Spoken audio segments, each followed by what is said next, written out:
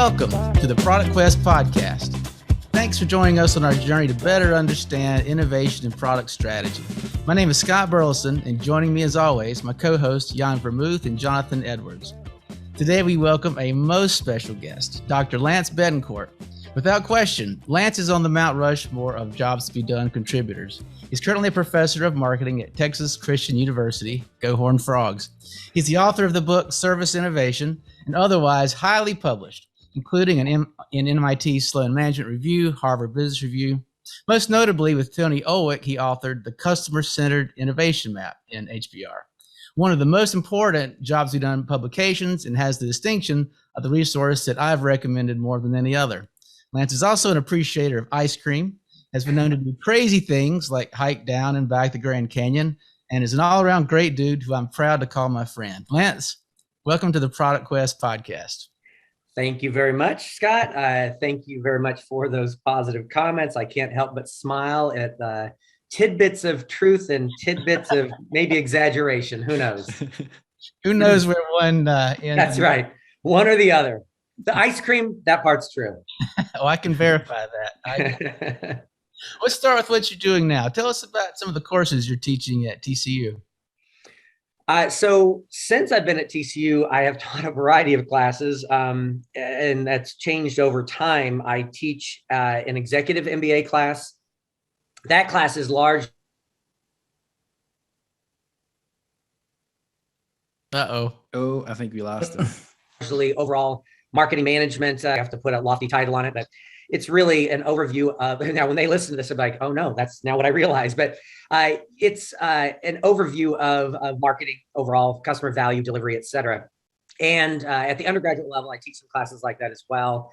At the undergraduate level, I'm also teaching a marketing strategy class, sort of a capstone, very much decision-making focused class. I teach a service excellence class, one of my passion areas. And I'm now teaching an international marketing class that has a study abroad component. And then finally, I'm now teaching at the undergraduate level a leadership class on interpersonal influence, which is not inside my marketing domain, but obviously ties back to the work we do as professionals. And between the students, the content, just my ability to be flexible in some of the things I'm doing in terms of how I approach the class, it's just been really, really a lot of fun. And I think I'm making a good impact, which has been pretty cool as well. yeah, I have no doubt about that. Well, you're a Texan now. And well, only take that so far, right? No boots, no belt buckle. I still drive a Mini Cooper parked next to giant trucks. I do love Texas, actually, but only so far.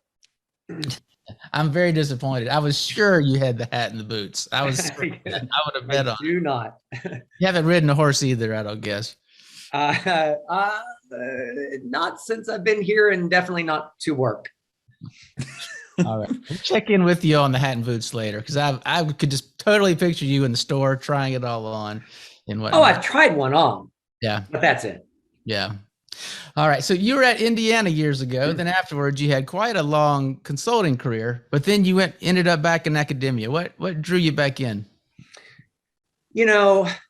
When I was consulting, I loved my consulting time. I loved my time with Stratagen and the work that I did on my own as well. I value the opportunity to learn from clients, to help clients along the way. But even when I was in consulting, I continued to do some writing, which is where the first HBR came about. I continued to do some writing. My book was published while I was with Stratagen as well. And then one of the things I think I cherished most when I was doing the consulting time period was also the executive education that I got to do. And so part of that was just a realization that the things that I loved most were the things that really aligned with academia. So that was part of it. And then I'd say the other part of it is I really value people and the opportunity to make a difference in people's lives. And academia, not that I can't get that from consulting, but really you're there more project focused, task focused. Within academia and the role I have, especially with my undergraduate students, it really is an opportunity at a pivotal time in their lives to influence them by what you say, but also by being a role model, by connecting with relationships and things like that. And since I've been back, that really has been true. So what trends do you see with your students as far as what they want to do professionally? Are they want to be YouTube stars or crypto traders? What's going on with the kids these days? My exposure, of course, is mostly from the marketing standpoint. I see the trends. Obviously we've got a ton of people that we place in investment banking from our finance majors. Supply chain, of course, is all the rage right now worldwide. I don't know that there's a particular trend in that area, but certainly you see a lot of that as well. Within marketing specifically, obviously digital is all the rage. Now, that's not a new thing. That's the last decade of trend there, but it's certainly trending that much more so. And it's probably more common than ever to work on the agency side versus within the corporate side. And I think part of that's just the shifting trend within how companies do their work and how much of it they outsource, if you will, to agencies. Certainly see that as well. And then you do see marketing analytics. I don't know that my marketing students often have a great appreciation for that or a passion for it, but we even at TCU have recently started up a master's in analytics, which has a strong marketing focus, though not exclusively marketing focus. And so that is coming along as well. And then at the undergraduate level as well, we at TCU, and this is across the board with lots of universities, but at TCU, we now have a very strong sales program, a handful of classes, but very powerful, transformative of students, and really just emphasizing to them that no matter what position you go in, at some level, you're going to be selling your ideas, selling yourself, and sometimes selling accounts. And so we're seeing a push there too. Again, I don't know that it's so much that the students have driven it. The market has driven it. We've responded. We've got some excellence there, and students are certainly responding to that to get some really very good jobs in that domain. That makes so much sense. I mean, selling is one of those things, just like you said, it's almost a life skill, like personal finance or nutrition. It's like I mean, whether it's your own ideas, even if you're not like a salesperson, peddling your wares, if you will, we all have to promote ourselves or our ideas or something. Well, and that's where the class I mentioned before, on the leadership class that I'm teaching, that class, leadership has at different levels. The leadership class that I'm teaching is about interpersonal influence. And so it's everything from asking good questions to listening well, to receiving feedback well, to giving feedback well. I introduce influence concepts and persuasion concepts in that class. So again, it's that type of class that it doesn't matter what specific domain you go into. I'm hoping that I'm teaching life lessons, professional lessons, and honestly, personal lessons to the student who eventually maybe is married and has children and just friendships. And some of the stuff I'm teaching, I absolutely try to let them know how relevant it is both to the professional and personal sides of life. So when you're doing that, like in that leadership class, to what degree does your own jobs to be done view of the world enter into it, if at all? So basically, every class I teach, you asked about classes I teach earlier, every class I teach, except for one, has some element of jobs to be done in it. Sometimes overlapping, always overlapping to some degree, but often different in terms of my emphasis. The one class where I don't have it is international marketing. And it's not that it wouldn't be relevant there. It's just not as core to the focus of the class. And honestly, I only have so many class sessions with that class. And so it doesn't make as much sense. And it's nothing distinctly international about it. But when it comes to my EMBA marketing management class, when it comes to other MBA classes I've taught in marketing management, when it comes to my undergraduate classes in marketing strategy, I'm always introducing a day, maybe more, on jobs to be done. Trying to, if nothing else, maybe get a little bit into method, but more often than not, trying to emphasize to them a philosophy of thinking about customer needs, customer value, the market structure, competition, and so on. And so I had, messaged you separately in one of your LinkedIn comments about marketing malpractice. I'm like getting it right. I think so. Clay Christensen and colleagues HBR article. Favorite milkshake story. Yeah, with the milkshake story and other things. And so that one is still my go-to for those classes, because again, my goal is to introduce you to that idea, and in particular, the impact it has on marketing. When it comes to my service excellence class, I also introduce Jobs to be Done, and I've got a few articles that I've written in Business Horizons in particular, and also one I think I had in Marketing Management on shaping a service innovation strategy, where it's more focused on service innovation. So a little bit more tailored examples, tailored applications. And so I definitely spend time in that. And I also ask them for their project work that they do in that class, where they have to come up with a new service. I also ask them to do jobs-based interviews on jobs, on outcomes, and things like that for that class. And then finally, the leadership class. The leadership class, I'm not trying to teach them its linkages to marketing. I am more trying to, I think it's valuable as a leader to always have a needs-based view of your employees, of solutions in the workplace, rather than getting into the solutions and sort of bogging down at a conflict at the solution and feature level of whatever you're talking about. It could be workplace practices, policies, et cetera. I'm always trying to, in my own work, I do this, and then trying to help them to elevate the conversation to the needs, which then I think gives us a better basis for potential legitimate discussion as well as agreement. And so that emphasis in that class is more about what are needs, just what are needs. Let's just talk about needs versus solutions, not even getting into all the how you would do an ideation or anything like that, but just what are needs versus solutions, why it's important to make that distinction. What are the types of needs? What does a good need look like? And how would you ask questions to get at? And we might do a little, time interviewing each other on some particular topic. And then what I found is, since this is my first time teaching it, I couldn't have answered this 2 months ago. But now, as I'm getting into it, I am finding myself occasionally referencing back in some example in class, like, hey, so here's another time where that jobs-based thinking we talked about is so important, because you see what the author of this article is talking about here. They're talking about a solution and how important it is to elevate the conversation. So making those linkages back as well. Yeah.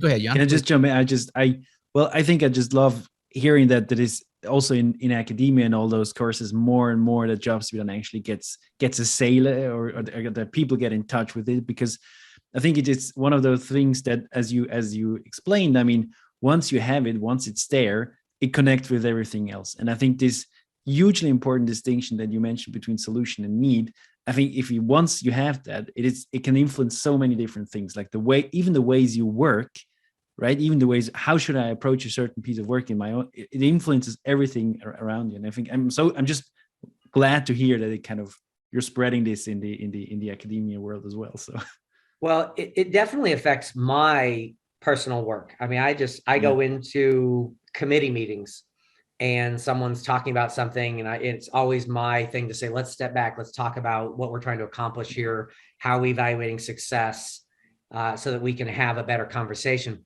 I don't know to what extent Jobs to be Done thinking has spread in academia. I do know that with the variety of HBR articles that are out there in Sloan's and things like that, that it does have an impact. I know that some of my own colleagues at TCU rely on some of my articles and others, and they actually did that before I arrived at TCU. And so I know that there is that. I know that I've had other academics from other universities reach out here and there. I do see an occasional academic article where they will reference, connected in something to whether it be some of Tony Olwick's work or Clay Christensen's work and things like that.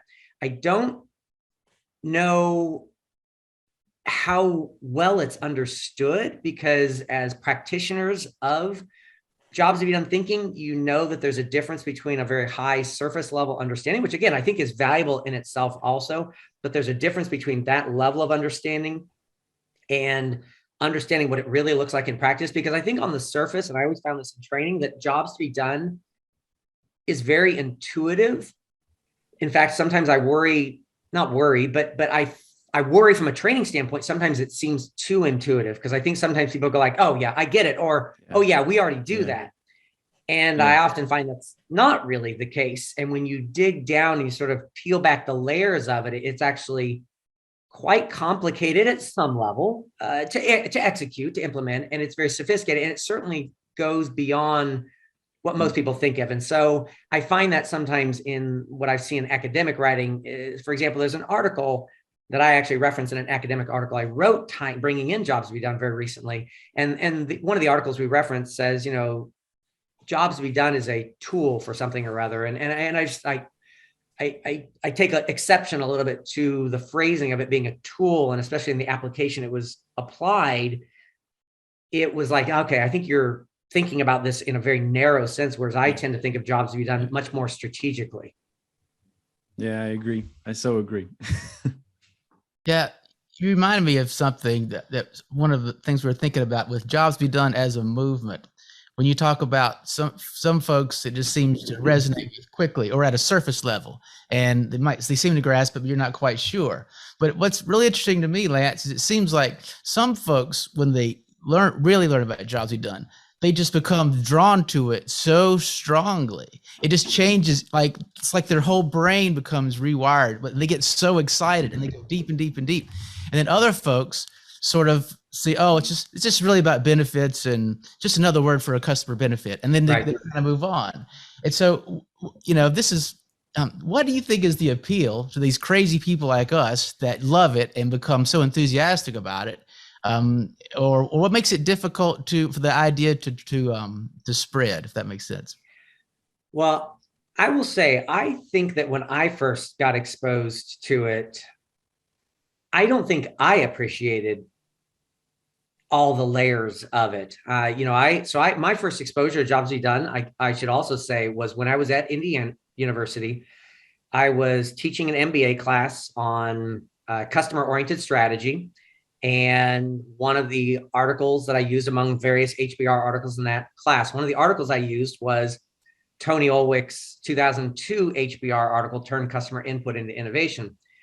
And you need customer insights, you need insights into customer needs. It gives a lovely example of how to do that and the impact it made on a couple of companies. And so I incorporated it in a class, and later on, I reached out to Tony, and he had a position that he was trying to hire at that time, and so ended up working and joining Strategy. I don't know when I came to a greater realization, but I don't think it was then. It wasn't at that point in time. I think it emerged on me over time as I became more and more immersed and saw it really is different from benefits. And some of it would have just been Tony's leading and training that we received. And part of it then would have been as I implemented and seeing in action. I actually think, Scott, one of the critical distinctions, but also I think where maybe some people don't get it, to your example, is, it's just another word for benefits. Right. And I had an academic say that to me a handful of years ago, and it made me step back. And of course, by that point in time, I've been in this 15 years, and yet it still took me a moment to be like, okay, I need to step back and think about it. Well, one of the critical distinctions I would make there is that a benefit, I think by definition, is a benefit of something. And so when you say benefit, you're still tying it to the solution. A benefit is some way that a solution helps you.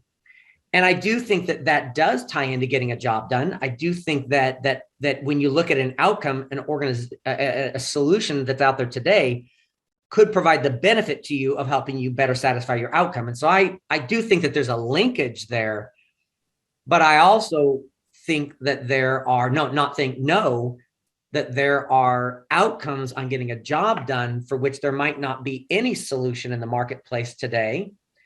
And so therefore, if I limit myself to benefits, I'm limiting myself in many ways to understanding what customers might value in terms of what already exists. That's a fundamental difference with Jobs to be Done thinking, is focused on what success looks like from a customer perspective, regardless of what's out there today. And then that greater recognition, and I've just grown in appreciation for this over the last decade, especially a greater appreciation for the fact that our true satisfaction in getting a job done is often as much or more dependent on ourselves and our skill set, our motivation, our know-how, as it is in the solutions that we might hire from the marketplace. And of course, I think that depends on the job. But if you take something like weight loss, for example, the job of losing weight, that's highly, highly dependent on me, no matter how much skill you embed in your solutions that might help me. It's still so much dependent on me. And so I think that depends. And so that's not a benefit of the marketplace. Then it ties back to me, but I still tie back to my success in getting the job done. And so that perspective is very rich. Now, why do some people get it and others don't? I can't answer that, but I do think that quite often, Scott, it is people like you who have been practitioners and have struggled with how things are done internally in their organizations today. And then when they read it, they're embedded enough in what works and what doesn't work and what the gaps are, that I think it does turn the light on, and they sense, they get it immediately sometimes, that this actually is vastly different. And I'm sure they grow in their understanding as they apply it over time as well. Is it Jim Kalbach? Yeah. I may not be saying his last name right, but I was glancing through his book recently, which probably came by reference of Scott also to look at it. And again, his light came on, right? And I appreciate seeing that as someone who really came from a design background. Same thing though, embedded, not like you, Scott, as a product manager, but as a designer and design thinking. Same thing, recognizing how the light came on of how this really does fill a hole that's needed. And yet at the same time, I think sometimes if we think about jobs to be done as completely, vastly different and not even complementary to what's out there, then that's also a mistake. And so I think sometimes the best way to adopt it is to say, let's take baby steps to incorporating it. Let's find some quick wins where we can incorporate it into our standard product management process or into our design thinking process, because I do think that there's a whole lot of complementarity there. Wow, that was amazing. The one thing that really resonated with me that you said is I think your hypothesis about why it resonated with me is that I felt a lot of pain as a practitioner, as a product manager, is right. And so if I never felt that pain, well, literally, I felt that pain. So I was extremely dissatisfied, right? And so when I found this solution, I spent the effort to understand it. It had it was actually Tony's book. I mean, it was other things, but when I read Tony's book, What Customers Want, I often call it the book. And interestingly, I was reading through it, but it was the chapter on segmentation that for some reason it just like I wrote down your words. The light came on. I think that's a great way to think about it. The light came on because, oh wait, here's a group of people that have the same priorities. And now, if I know what these priorities are, now I can build. Now I can do something. So I think that's exactly right. And it reminds me of something else, Lance. When occasionally for some poor professor thinks that I should teach a lecture for their class, so I've done that a few times. And there's poor students, but the students, especially undergraduates, I can just see that they're just not. It's like talking to calculus to a child. It's like they haven't felt the pain, so they're like. So basically, I'm offering this solution, even though it's jobs to be done, as a solution, and it's not solving one of their jobs. So it's like that's like the toughest audience for me to talk about this to are undergraduates, because I think it's because they haven't felt the pain of innovation practitioners. So I've never put it together that way, but I think that makes for me it makes a lot of sense too. I mean, I totally agree, and I think that's my experience also. I mean, I had a company, freelance, and I felt the pain, of going through some of the motions and ups and downs of this company, and I think it really made sense to me, once I had been burnt a few times, and I can definitely, I'd never thought about that actually. I always thought it was a mindset thing, but I think that's definitely an important component. Well, and actually just even that comment there makes me think of the PC Junior example. So this was in Tony's book, in the introduction to the book, I think, when he's sort of setting the stage for how outcome-driven innovation came about and the focus on the job, but then specifically the focus on the outcomes and breaking down the process. And looking at that, he shares the story of how he was working on PC Junior, and PC Junior is introduced to the marketplace. And it was like day one, Wall Street Journal comes out and the headline says PC Junior a flop. And Tony's revelation, which I've always appreciated, was if they can know on day one that PC Junior is a flop, how are they evaluating that? And if they can evaluate it that way on day one, then maybe we could evaluate it on day -1. And if we can evaluate on day -1 before it's introduced, why can't we evaluate that on day -365 or whatever it is, and understand what success and value looks like? And so it's through that process and through his own pain in seeing that and seeing things not work in the marketplace, and then coming back to question, why is that the case? And is there a way to understand this that goes back in time? And I got to say, I mean, Tony should get a lot of credit. And there is, jobs thinking, I do think, is highly anchored around what Tony has done, or the terminology there. Clay certainly as well, Clay Christensen as well. I think that sometimes a little too much credit is given to Clay without the recognition of Tony. But even if the job side wording or whatever leans more one way or the other, I don't know. But the complexity and the real detail insights comes about in understanding needs on getting the job done, and understanding how you measure success in getting the job done in a solution independent manner. And that is, I mean, it's revolutionary. It's a completely different way of thinking about it. Like I said, it's completely different from benefits, which could have been Tony's leaning. He could have just said, well, how do we better understand benefits beforehand? But he really went well beyond that. And by the time I joined Strategen in 2003, I think it was, Tony's been in business by that point in time on his own a decade. But he wrote a prior book also where a lot of things are already laid out and very similar to what is still in place today and back in the day. He had this worked out, not entirely, but largely very early on. Yeah, I actually love his earlier books, and it's a little bit different. It's not quite the maturity that ODI eventually became, but I find it very useful to go back to that era and understand his thinking at that time. And then something about that. I mean, I have a few copies. It's out of print. Nobody's going to get them from me, but it's helpful for me to see that evolution. I'm sorry, Jonathan, you were going to ask something. No, it's just something I thought about. An observation is that this kind of train of thought of saying you get burnt and then you get to jobs to be done in this way. What's quite interesting is I've heard quite a lot of people in the lean startup movement actually say, like, having a very similar narrative of saying, well, I had a company, and I got burnt and this and that. And then I got to lean startup, which was just a kind of comment. Well, and Scott, one of the things you said that I very much resonate with is, again, jobs to be done thinking, or this understanding of customer needs, is itself a solution to getting the job done, which is why it resonated with you. And when I talk to my undergraduates, you were talking about the struggle there, it can be difficult. I think I do get through to them at some level, but is it fully appreciated? No, I'm sure not, because again, if they've not experienced that pain to have that appreciation. But I actually try to just help them to understand up front, and this is why I absolutely do it in my marketing classes, because the central focus for marketing should be about creating and delivering value to customers that helps your company to grow. If you really want to do that well, you've got to have an understanding of customer needs.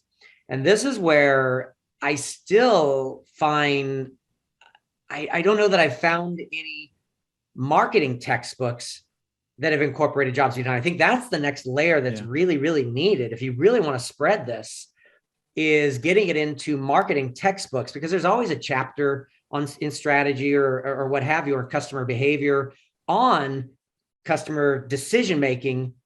And often those chapters are 2 paragraphs at most on customer needs. And what will be said is something along the lines of, a customer need is important. A customer need is a gap between a desired and actual state, which does hold for jobs to be done. And then not much more. And some point in time in the chapter, Maslow's hierarchy. And for this central concept to business and marketing, it's amazing how little is actually taught on it. So one of the things I tell my students is I don't just teach this because I consulted on it. I teach it because I truly believe in it. And I believe this little insight to you is going to be a competitive advantage to you in your professional career to understand this and to have this perspective.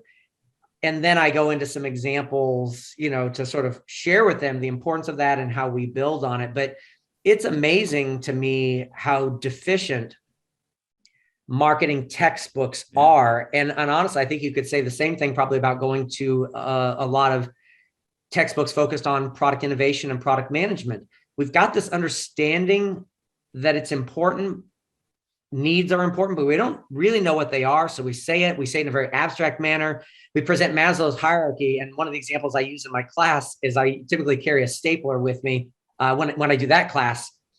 And I talk to them about, and I actually jokingly say, and I talk about Maslow's hierarchy and everything like that. And I say, so let's think about how Maslow's hierarchy helps me to innovate a better stapler, a new stapler, a new way of doing whatever the stapler is hired to do. So I said, well, there's safety concerns, physiological needs, right? Hunger, thirst. I'm not really sure it helps with that. And then you've got, I forget the next level, but 2 levels up, I think, is belonging. I'm like, well, I guess I could have a really attractive stapler and people would love me more because I've got this really cool stapler. And I'm like, well, probably not. At the highest level, it's, self-esteem. I'm like, I got the coolest stapler there is. Now I feel like I've achieved my pinnacle of my life. And so I jokingly talk to them about how deficient that understanding is. And then I go into a discussion with them about what is the purpose of a stapler? What does it help you to do? I continue that conversation with what other solutions are out there that help you to do the same thing as that. And one of the ones I conclude with, because of course, paperclip, et cetera, but one of the ones I conclude with is, what do you do if you don't have any of those options? And of course, the solution of dog earing the paper comes up. And I'm like, so we don't have to buy things from the marketplace to get a job done. So that opens up this broader horizon, strategic focus, and why it's so important, how it gives you a better perspective on competition and things like that as well. And so that's one of the ways that I try to engage them. But the bigger picture message here, though, is marketing is deficient in really understanding this. And that, honestly, will be the next revolution that will really, really, I think, help it to catch on. I think this so resonates with me. On the one hand, this is an experience I make also in certain types of companies, I think, where they still have a very, skewed view of what marketing actually can do and what the power of marketing is. And then they don't really get, it's just like making things beautiful, right? So once you go into the company, and then there are other companies who really saw what the power is. But it's so interesting. On the one hand, we are so used today, at least, that technology, for example, everybody agrees technology is hyper complicated, and it's fine that we write pages and pages full of complex requirements for any technology that we're going to build. But then when it comes to needs, we believe that's a superficial, simple thing that can be just done in 2 or 3 sentences. But if anything, the human is 10 times more complex than any machine there is. Right? So it's kind of weird also, in a certain sense, that we're not that ready to embrace the complexity of how humans actually design and work. Well, and I know that one of the potential topics to talk about as we move along is challenges with jobs to be done, outcome-driven innovation. And I think you've hit on a key one right there, is that the complexity of jobs to be done is a potential barrier to its adoption. I think it's a barrier to acting on the results also.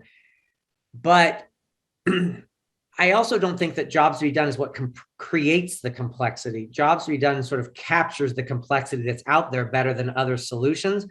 That said, it still is its own barrier because it is complex, because the market is complex. And therefore, that can be very overwhelming to someone who is used to the simplicity. And honestly, it's actually an area where I believe that sometimes less is more, simpler is better. Because it would be better for someone to go with maybe not a perfect understanding of needs, but with a better understanding of needs that they actually take action upon is way better than a complete understanding of needs that they don't take action upon. Yeah, completely agree. Lance, I've said something very similar. Is when helping a client to frame their project, what's the job, and do a little job hierarchy. And all the different job executors and and all the different consumption jobs, and you start charting it all out. And the feedback I've gotten is, well, you're making our markets real complicated. And my response is very similar. You said, I'm not making it complicated. We're describing it. We're digitizing it. We're putting it on paper. It is as complicated as it is. What you choose to do with that is up to you.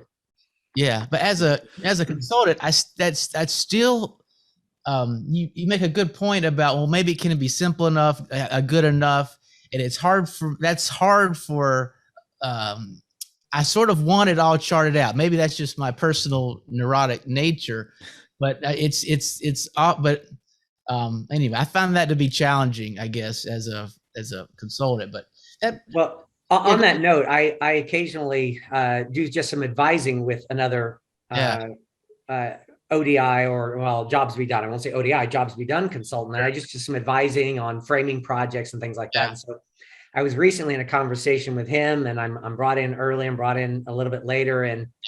And I had described to him at one point in time saying, I think you need to go simpler on this one based on the client's objectives and what they're looking to accomplish. I think you need to go simpler here.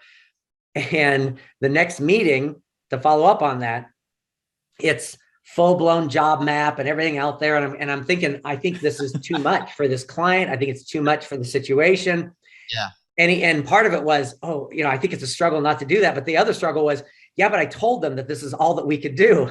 And I'm like, then maybe you should stop telling them that that's all that you should do, because I think we have to be flexible in how we approach it because of the client situation and objectives and things like that.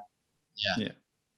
I actually would like to bounce off of that and ask, what, in your opinion, would be the core things one should focus on? Like typically for freelancers, I always have them in mind. I know a lot of Job-to-be-Done practitioners work within big companies that are established with product lines, etc. But how this work for free? I mean, how can they kind of reduce the amount of work in just preparing and not get stuck in analysis paralysis, and where should they start? Thinking freelance, like someone working within a company. You're not talking about necessarily a freelance. No, I'm talking like really about freelancers or people who want to, launch a startup or some small company, because I think this is a valuable, you were talking about leadership previously, and that I thought was such a cool thing, because it's true. I think you can use this thinking as to interact with people. But I think also for small businesses, it's a very important topic that can help them, but it can be overwhelming. And right. So I was wondering. Well, I think that the history of great companies that have been created by the entrepreneurs were often, they had jobs in mind, they had outcomes in mind. They didn't have the terms, but they absolutely knew what the pain points were in accomplishing some goal with current solutions. So we would say those are unmet outcomes on getting a job done, given today's solutions. They think that way. But a lot of those great businesses certainly weren't started on the backs of a full-blown 150 outcome statement, prioritized market with 1,000 customers, multi-segment XYZ. What they started with quite often is one really big pain point that they could come up with a better way of solving it, or a handful of modest pain points that they then created a new solution for. And so, I was struck as we were saying that with thinking about, Netflix relative to Blockbuster when it originally came out, and thinking about, not having late fees and not having to, return, forgetting to return, having a penalty if you forget to return the video on time and things like that.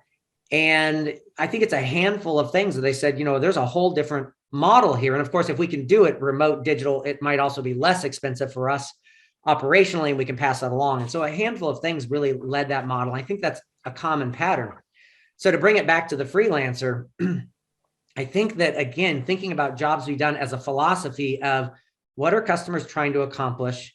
What are the big pain points, the big areas where time is an issue, where there's maybe a huge inconvenience or a hassle? What are the key things in getting the job done where the current performance falls well short of what they would like it to be? I think if you can have those conversations with a focus on the job, with an understanding of what an outcome and a need looks like that isn't tied to the current way of doing things, and maybe all you have is a qualitative conversation with a couple of folks who are forward thinking, who you think represent, that's always a challenge. Few customers are representing the market as a whole.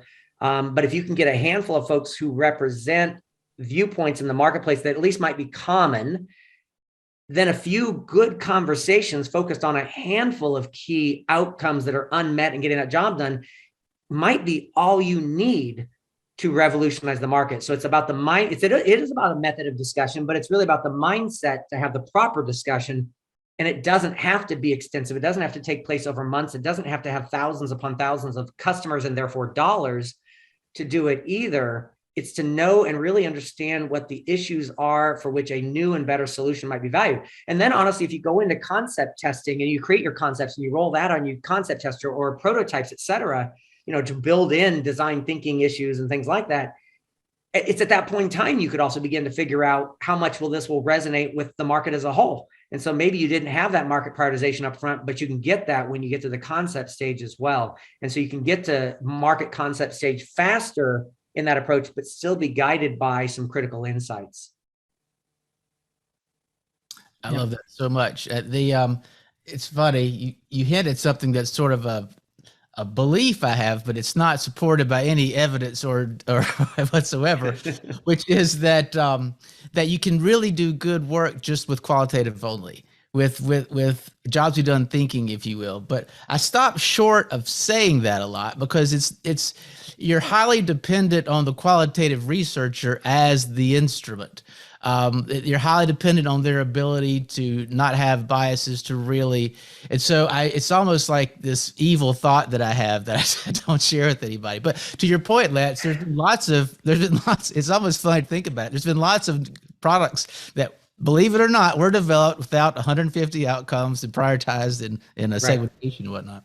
Right. And Scott, it's my evil thought. I generally keep it to myself as well. But I don't advocate it. I don't say that's what should be done, should always be done. I do think it depends on the context. Of course, a lot of clients would like to say qualitative only because that's cheaper and faster. And that's not a good reason for doing qualitative only, in my opinion. I think it has to fit the situation. So for example, I don't know that this would always hold, but I think that when you are creating something, your goal is not to improve something currently that maybe your company offers, but maybe you want to come up with something that is going to be more of, let's say, an end-to-end solution that no one has today. And you've already got that general vision but you want to figure out what you should do within it. I think that you can go and say, look, I just want to understand what success looks like at every point along the way. And I'm going to use sort of the job map as a viewpoint and the outcomes and what I at least hear as passion points as I'm talking to people on the way to craft out what that end-to-end solution is. And again, that doesn't mean you necessarily roll it out to the market immediately either and say, well, let's put $1 million of investment in this and immediately roll it out without any further testing.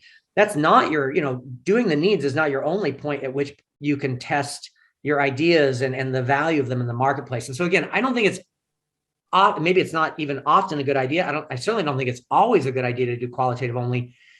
I do think that it can be at some times. And I especially think in that freelancer example, I think that, again, what's the option? And here's the other question. What's the option? I can do that, or I can do nothing because I'm not willing to commit to the whole deal. Well, I'd rather you do the something then. Mm-hmm. Yeah. Totally agree. Let's talk about one of my favorite things, the customer-centered innovation map, published in 2008, I believe. Lance, it created the job map. You have teachers teaching how to craft the job map. You see it all over the place. And I'm always wondering, well, have they even had a conversation with you about it? So I wonder if you could just tell us a little bit, how did the job map come to be in that article? So first of all, no, they don't reach out to me. So honestly, No one ever. Some people, I might get the occasional LinkedIn, thank you for your book, or thank you for whatever. I've appreciated that. I've enjoyed that type of, but no, not in the sense of I'm training on it. I'm wondering about it. I've got questions or anything like that. So it is what it is. That said, I don't care about that either. I love those comments that you just made about it and having an impact. I love your comments early on, of course, about it having an impact and seeing it. I'm serving as a judge right now on the Jobs-to-be-Done Summit for Europe for the 2022 year run right now coming up. And I'm serving as a judge on some of those things too. And some of the things that they're presenting, and it shows, the work that was done, and there's the job map, there's the standard job map, and then their specific job map. And I must admit, it's kind of cool to see that in place like that. And I don't write first and foremost for ego, but come on. I mean, it's nice. Some level, Sure. right? I mean, Sure. it's nice. But I do write to have an impact. And so to have that be seen like that and have that impact, and others picking up for training and whatever, is cool. And I honestly don't care. I'm not looking to make money off of the things I've done. I mean, it's nice. Money's fine. It's just not my main priority. I love sharing the knowledge. So how did that one come about? Well, first of all, I'll share with you what's my idea versus what wasn't my idea, right? So I was already working with Stratogen. We were already doing, we were already organizing outcomes into a map. It was not called a job map at that time. I think it was called a value map or a value canvas. No, not a value canvas. I think it was called a value map. And so we were already doing it, but largely, well, maybe not even largely, but certainly largely we were doing that. We were just doing interviews to get needs, outcomes on a job to be done. So we had a job in mind, and then we asked questions about things like inconveniences, time delays, variance, undesirable variance, and so on to get outcomes. But we weren't doing it by any step in the job. And so, but then at the end, we do these interviews, and then we would organize these for the client into steps. So I didn't create that process. My contribution was because I was doing analysis for not only my own projects, but also the projects of my colleagues within Stratogen. I saw a lot of projects. And I think one of my strengths, plenty of weaknesses I can talk to you about, hopefully we won't get into those, but one of my strengths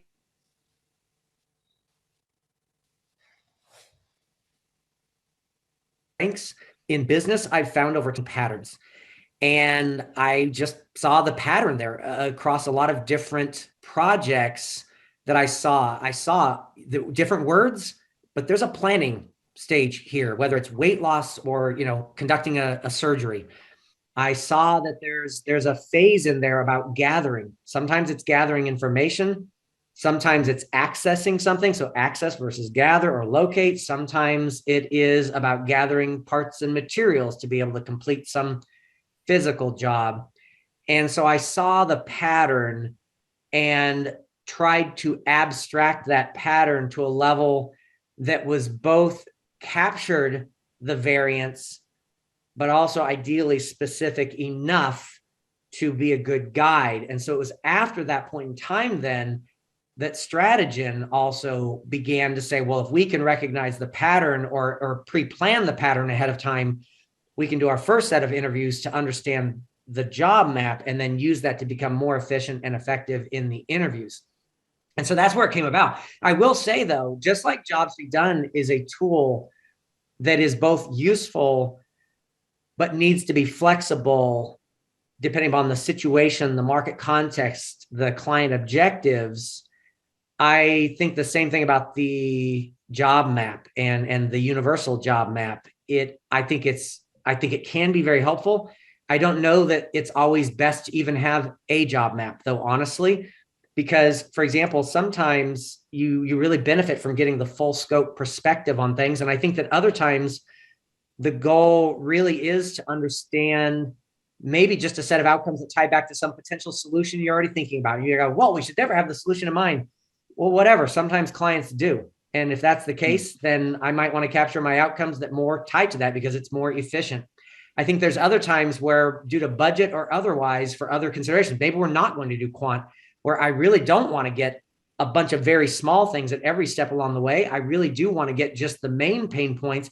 And I'm going to ask my qualitative questions differently that way. And I may not want to go into all the details of the job map because it's actually going to overwhelm me. And I'm not going to be able to determine as well what the priorities are only from qualitative. Now, again, I'm not saying you should only do qualitative, but if you were to do that, doing a full job map actually is more problematic potentially than helpful in that case. If you're coming up with an end-to-end solution though, or you need to understand priorities at every stage along the way because your solution hits one part of the job, but you need to know where it might hit others or benefit others, then you need the job map. You should have the job map. The job map should guide you. So I love it. I'm happy with it, but it's also a hammer, and that hammer could be misapplied. Yeah, but I think it's so nice that you're really saying this. I mean, I think what is extremely helpful is you need to have kind of this universal ideal way of how it looks like, and then deviate from it, which is something completely different than just having no structure at all, not knowing what to do. But I love how you're kind of saying this. It's kind of context dependent. It depends itself on what you also want the job map to do. I mean, what should it help you get done, as it were, and then you might have to tweak the tool a little bit. Absolutely. Lance, I've found it helpful working with clients in scoping, in framing, because you chart all these steps, and it's, with the conversation, it's like, you know what, we're not actually interested in these steps, or we're interested in these, but it's like, to go back to your stapler, we're working for the Acme Stapler Company. A lot of times they think the job is to buy a stapler, which we could legitimately study that, but that's different. That's a different project than, hold paper together or whatever it does. And so I find that it's just useful just to have that conversation, to get it out on the table. Well, okay. And so actually the stapler is a great example of one where the job map would be overkill. So when you're talking about something like losing weight, it's very complex actually. Yeah. And there really are elements and struggles at a planning phase and a gathering and decision-making along the way, and monitoring and maintaining and staying on track and adapting over time. And so, I mean, I can envision this entire thing, and the customer is, in this case, a job executor. They really are part of getting the job done. It's not something else doing it for them or what have you. So I can envision this. There are other times when, okay, stapler, right? Attach pieces of paper together, hold them together, right? Keep them together. Well, plan. I mean, bring them together. Locate. I need to get the papers and bring them together and align them, and prepare, confirm. I mean, it's like, okay, no, I just really need to focus on what are the big struggles in attaching today. And you could come up with things that might hit those, but it might be like one outcome about, when I attach them, that that the two papers or five papers or whatever it is, that one of them's not aligned and I need to make an adjustment. And so there's some relevance there, but let's be real here. That would be like crazy overkill in that case. There's other times also where another example came to my mind. So I did a project with a client many years ago. And their product was snack foods, drinks, things like that also, but snack foods, healthy snack foods. And right, we hire foods for all the nutrients, et cetera. And you can enhance these. And when you enhance them, they help you get various jobs to be done, in terms of everything from potentially reducing the risk of heart disease to,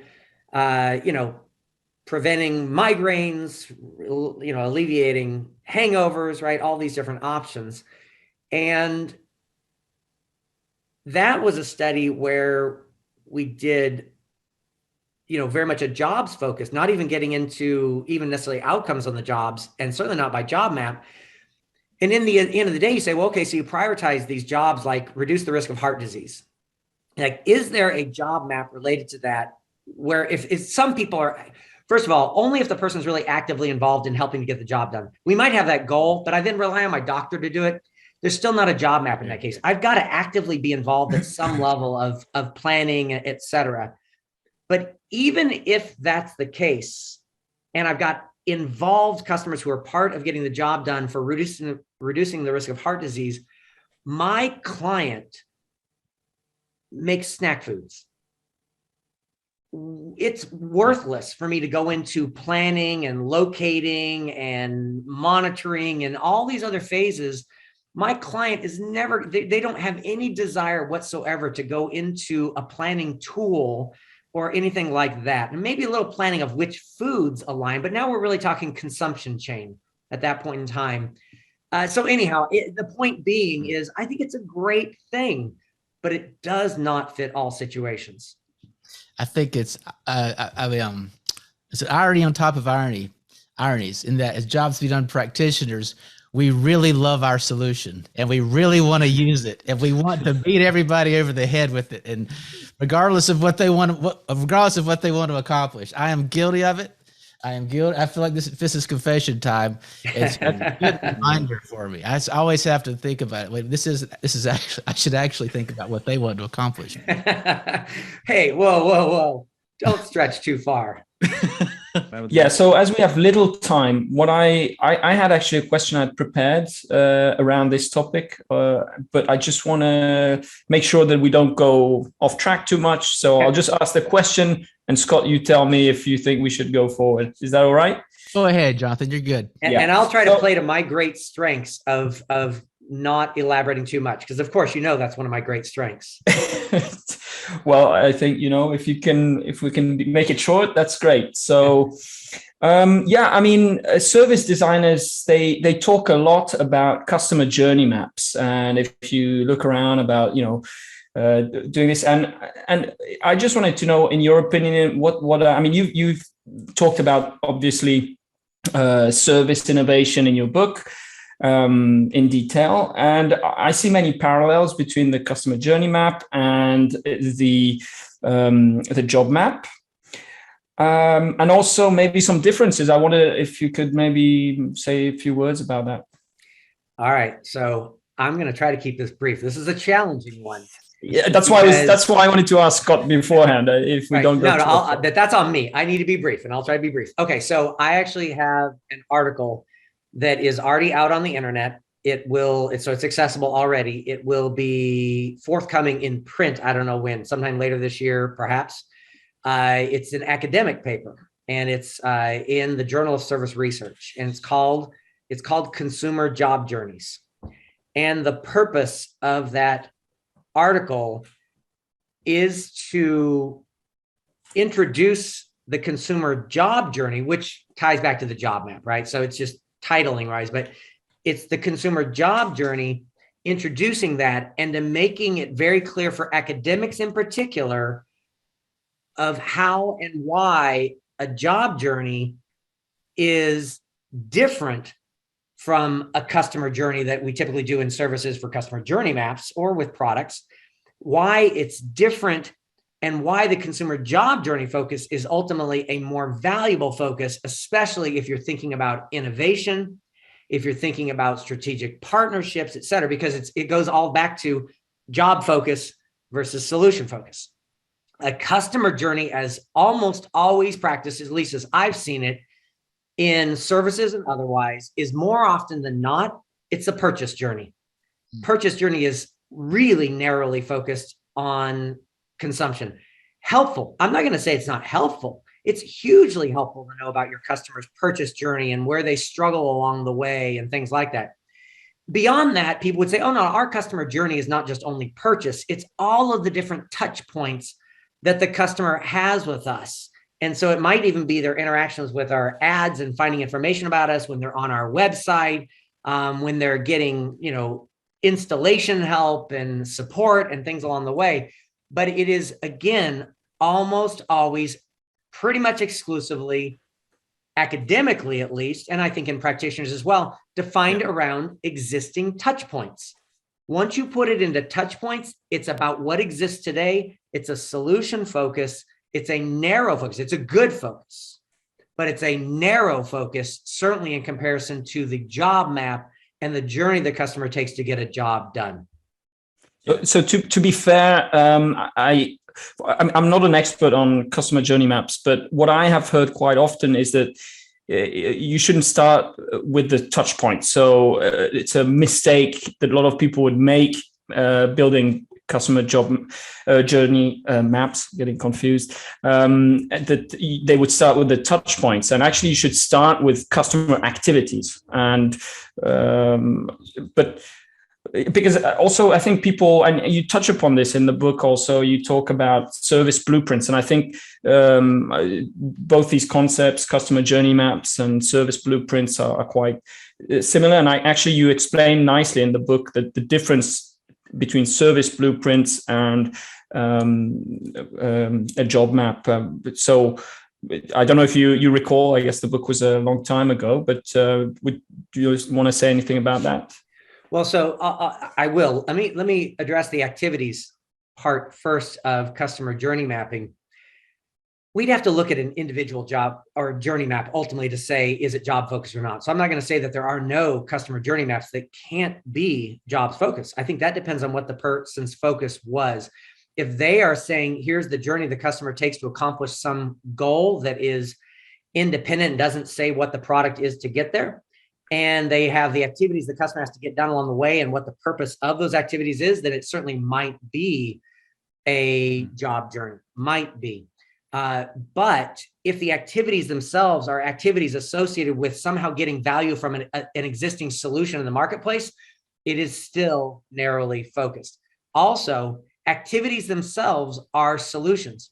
Our activities as individuals are solutions. So if I say visit a website, that's an activity, or do whatever, assemble something together. That is sort laundry. There you go. Sort laundry. Sort laundry is an activity. It's not a step in a job, because sort laundry is itself tied to the purpose and trying to avoid certain negative outcomes on the process of cleaning my laundry. And so again, still have to be very cautious. Just because it's activities focused, it still might be consumption focused and still might be narrowly focused. But again, case by case basis as to whether it really fits the job or not. On the blueprinting side of things, love service blueprinting. My colleagues at Arizona State University, which is where I got my PhD, are central to training practitioners and executives on service blueprinting and spreading a really, really good message about the value of service blueprinting. Service blueprinting, however, is focused primarily on design. It is certainly focused on either my current service that already exists, or once I've got an idea for a service. And so in one case or the other, I'm either saying blueprint what actually exists or blueprint what the ideal is, but it is still oriented around a service. It assumes a certain solution that's in place, and therefore it is not at the job level. I think they're complementary. Jobs to figure out what the needs are that this new service or an improved service might better satisfy, because it's still about the needs. And then when we get into the blueprinting, to design a new way of doing things, a better way of doing things that better satisfies those needs. Yeah.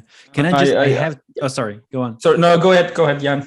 Well, I just have to jump in because there's one sentence that you wrote in the customer-centered innovation map that is, I think, crucial to this distinction that you made, where you said between the kind of consumer or the customer journey, as it were, and what a job map is. And I 100% agree. From what I've seen in my experience and my practices, they are solution oriented very much, and they end up being a big thing with a lot of touch points on it, and nobody knows what to do with it.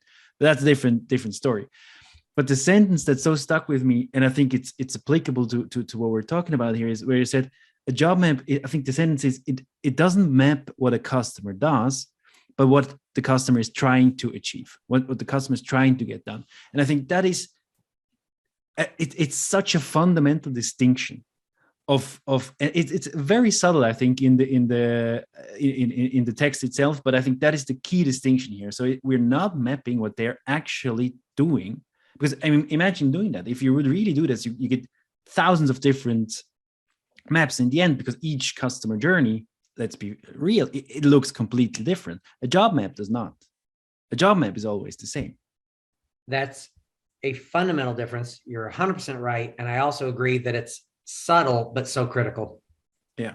Yeah, and I really love I just wanted to highlight something you said that I really liked when you said activities are solutions. I think that's something very deep, and we don't have much time, so I'll let the audience think about it. But I think that's a very fundamental and idea that I for sure have been thinking about quite a bit. Well, hopefully we've sold Lance enough. We might be able to trick him into a session 2, maybe at some point in 2022, because I know there's a lot more to talk about. But maybe we'll sort of pull it to a close for today. Yeah. Lance, I got one final question for you. You know how Google has a little unique message at the top? They'll change it every now and then. If Google would let you put anything in that space, so it would be broadcast to the whole world for a day, what would you put in there? Oh, wow. What's coming to mind for me is, we are it's a difficult time in our country and our world, I think right now, pandemic and things like that. But before the pandemic, but then with the pandemic, you've got just divisiveness hasn't gone down, it's grown. And one of the things I share in my syllabus with my students in part of my bio is, I think it's 1 Corinthians 14:1, and it says, let love be your highest goal. Let love be your highest goal. Nice. It's what I try to let guide me in the actions, decisions I make. And I ultimately think that it's the critical thing that we need as people, not United States, people, right? The world. Let love be your highest goal. Wow. I don't think we'll ever get a better answer than that. Yes. That's fantastic. All right. Well, thanks, Lance, for a great conversation. We're going to hold him to, he didn't commit, but we're going to make out like he committed to a session 2 later. I'll bribe you with ice cream. And that will work. That you got to. So that just means Jan's going to be eating in front of me. That's not exactly what I know. That's not. It's Switzerland eating a Swiss chocolate and whatever ice cream. Hey, my advice to anybody with an interest in jobs to be done, Google the name Lance Bettencourt. Find anything he's written. Start reading. Absolutely read the Customer Center Innovation Map. Read his book, Service Innovation. Now that concludes today's Product Quest podcast. Please send any comments or questions for future shows to productquestpodcast@gmail.com. And thank you so much. Man, that was awesome, dude. I told you guys. Oh, man. Thank you so much. Yeah. That was. You only asked a sliver I loved it. of what I wanted to talk about, but it was so good. It was so good.